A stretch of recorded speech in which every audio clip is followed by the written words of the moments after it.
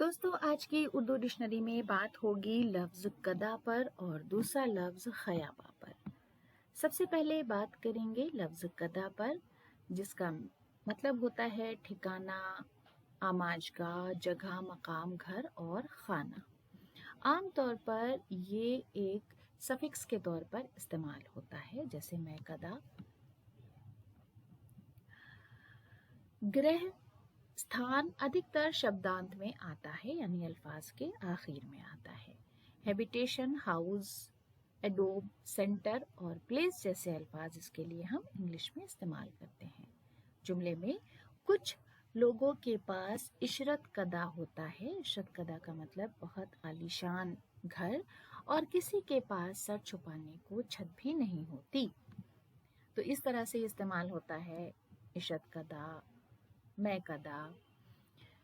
कदा की याद सब कुछ है मगर ए जाहिदे नादा, दिलों से मस्ती ये चश्मे बोता कुछ और कहती है। शायर फतेहपुरी का ये शेर है। उसके बाद लफ्ज़ ख़याबा, जिसका मतलब है वो चौड़ी रवेश या चौड़ा रास्ता जिसके दोनों जाने पेड़ या पौधे लगे हों। बाग या चमन का वो एक छोटा हिस्सा जो मेड़ के जरिए बना लिया जाता है। रास्ता जो बाग के बीच में होता है, तख्ता गुल। पुष्प वाटिका वो मार्ग जिसके दोनों ओर पेड़ पौधे लगे हों। खेत, उद्यान, मार्ग और जो उद्यान के मध्य में रास्ता हो। थ्रूफेयर ऑफ द गार्डन और park, a parterre, a flower bed, ये है इसके मतलब। मेरे घर के रास्ते में एक खूबसूरत ख़याबा भी पड़ता है। गालिब का एक बहुत ही मशहूर शेर है, ज़रूर आपने सुना होगा।